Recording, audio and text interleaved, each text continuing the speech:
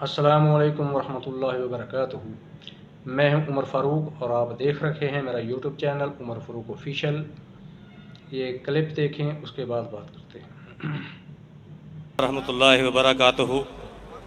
میرا نام مصعب عمیر ہے۔ میرا سوال ہے ڈاکٹر صاحب سے کہ بینگ مسلم ہم بلیو کرتے ہیں کہ ہمارے لیے ایک ڈے آف ججمنٹ ہے۔ اس دن ہر کسی کا نامہ اعمال اس کے ہاتھ میں دیا جائے گا اور یہ ڈکلیئر ہوگا کہ who is right and who is wrong, who deserve جنہ اینڈ ہو ڈیزرو جہنم۔ لیکن قبر میں پھر جزا اور سزا کا جو معاملہ ہے، قبر میں عذاب کیوں ہونا ہے before the day of judgment? ابھی رزلٹ ڈکلیئر ہونا ہے قیامت کے دن، تو قبر میں عذاب پھر کیوں ہونا ہے؟ اگر کوئی گناہ گار ہے تو قبر جنت کے باغیچے میں باغیچہ کیوں ہے؟ یہ پہلے کیوں ڈکلیئر ہوتا ہے؟ جزاکم اللہ خیر۔ بھائی صاحب نے سوال کیا ہے کہ یوم القیامہ میں ہر ایک کو پتہ لگے کہ انہوں نے کیا گناہ کیے، کیا اچھا کام کیے، وہ جنت میں جائیں گے، جہنم میں جائیں گے۔ تو یہ قبر کے عذاب کیوں؟ میں اس کی مثال دوں گا۔ جب آپ کبھی پڑھتے اسکول میں یا کالج میں، ایک ہوتا ہے فائنل ایگزام، اور اس کا جواب ہے سورہ عمران میں سورہ نمبر 3 آیت نمبر 185، کل نفس ذائقۃ ذاکر الموت، نائک صاحب جب ہر پاکستان کے نفس دورے کو پر موت تھے آئیں گی۔ تو ان کو کسی نے فائنل سوال ریکمپنس، کیا پروگرام کے جو دوران فائنل ہی، ریکمپنس، میرا خیال ہے شاید کوئی وکیل صاحب تھے جنہوں نے سوال کیا کہ اگر فائنل فیصلہ کل قیامت والے دن ہی ہونا ہے کہ کس نے جنت میں جانا ہے، کس نے جہنم میں جانا ہے، تو پھر جو قبر کے اندر سوال جواب کیے جاتے ہیں، قبر کے اندر جو ہے عذاب اور ثواب کا مسئلہ ہے، قبر کو جنت کا باغ کہا گیا ہے، جہنم کا گڑھا کہا گیا ہے، تو اس کی وجہ کیا ہے؟ جب کہ فائنل فیصلہ کل قیامت والے دن ہونا ہے تو اس کی کیا حقیقت ہے، یہ بتائیں۔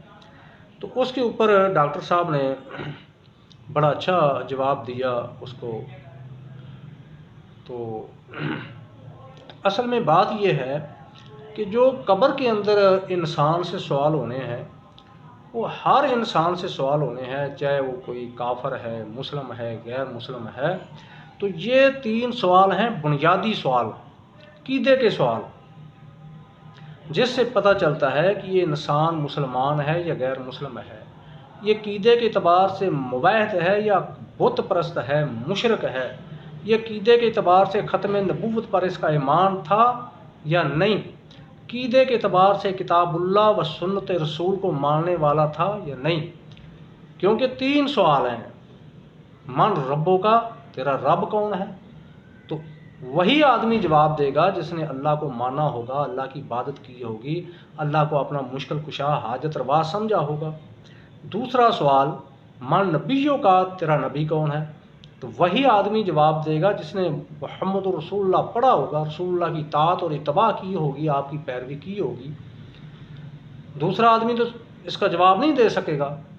اور تیسرا سوال ہوگا، ما دینوں کا، تمہارا دین کیا ہے؟ تو قرآن کو پڑھنے والا، سمجھنے والا، عمل کرنے والا، حدیث رسول کی اوپر عمل کرنے والا، جو دین اسلام کو ماننے والا، وہی اس کا جواب دے گا۔ تو یہ 3 بنیادی سوال ہیں جو عقیدے کے اعتبار سے ہیں۔ جو آدمی ان سوالوں سے پاس ہو گیا، 3 سوال جو عقیدے کے سوال ہیں، بنیادی عقائد کے جو سوال ہیں، ان میں جو پاس ہو گیا، اور ہو سکتا ہے کہ وہ کل قیامت والے دن وہ قبر کے اندر سکون کی نیند سویا رکھے، اس کی قبر کو جنت کا باغ بنا دیا جائے، اور جب کل قیامت کے دن اس کو قبر سے اٹھایا جائے، اللہ کے سامنے پیش کیا جائے گا، تو وہاں پر جو سوال ہوں گے وہ ہوں گے انسان کی عبادات کے متعلق، کہ آپ کو عبادت کے لیے بھیجا تھا، آپ نے میری عبادت کی یا نہیں کی، نماز پڑھی ہے، روزہ رکھا ہے، حج کیا ہے، عمرہ کیا ہے، زکوٰۃ فرض تھی، دی ہے، نہیں دی۔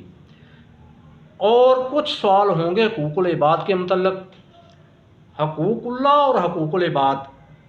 اگر انسان حقوق اللہ میں پاس ہو جاتا ہے، یا اللہ اس کو اپنے حقوق اللہ جو ہے، اپنے حقوق ہے معاف کر دیتا ہے، چھوڑ دیتا ہے، تو ہو سکتا ہے کہ وہ حقوق العباد میں پھنس جائے۔ جس نے قبر کے 3 بنیادی سوال پاس کیے تھے، تو کل قیامت کے دن جب اللہ رب العزت کے سامنے پیش ہوگا، ادھر سے کوئی بندہ آ جاتا ہے جی میں نے اسے اتنے پیسے لینے ہیں، کوئی آتا ہے میں نے اسے اتنی زمین اس نے میری دبائی ہوئی تھی وہ لینی ہے، اس نے میرا مال دبایا ہوا تھا وہ لینا ہے، اس نے میرے اوپر ظلم کیا ہے، تشدد کیا ہے، مجھے گالیاں دی ہیں۔ وہ بندہ اگر حقوق اللہ میں پھنس جاتا ہے تو پھر اس کا معاملہ الٹ ہوگا۔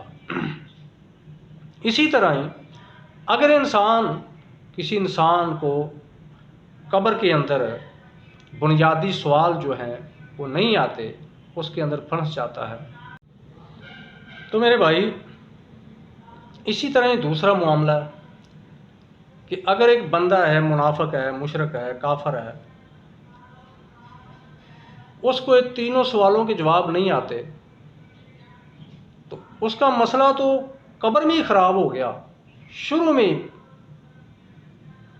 کیونکہ اس کو اپنے رب کا نہیں تعارف، رب کا نہیں پتہ، اس کو رسالت کا نہیں پتہ، اس کو دین اسلام کا نہیں پتہ، تو اس سے یہ ثابت ہوتا ہے کہ اس کا ان سوالوں کے اوپر، ان 3 عقائد جو ہیں ان کے اوپر اس کا ایمان نہیں تھا، جس کی وجہ سے وہ جواب نہیں دے سکا، تو اس کا معاملہ آگے بالکل ہی خراب ہوگا، معاملہ الٹ ہوگا۔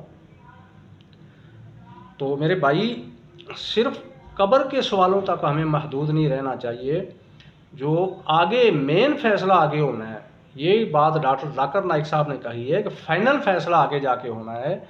اگر تم قبر کے سوالوں میں نکل بھی گئے تو میں بھی آگے جا کر پھنس جاؤ، حقوق العباد میں پھنس جاؤ یا کسی اور سوالوں میں پھنس جاؤ، پھر کیا بنے گا؟ پھر تمہیں سزا بھگتنی پڑے گی، ہو سکتا ہے جہنم کے اندر سزا بھگت کر اپنی سزا جو ہے کاٹ کر جنت میں جانا پڑے۔ اس لیے اپنے معاملات قبر والے بھی صاف رکھیں، اور آگے حشر والے بھی ہمیں اپنے معاملات درست کرنے چاہیے، تب جا کے بات بنے گی۔ اللہ ہمیں سمجھنے کی توفیق عطا فرمائے۔ السلام۔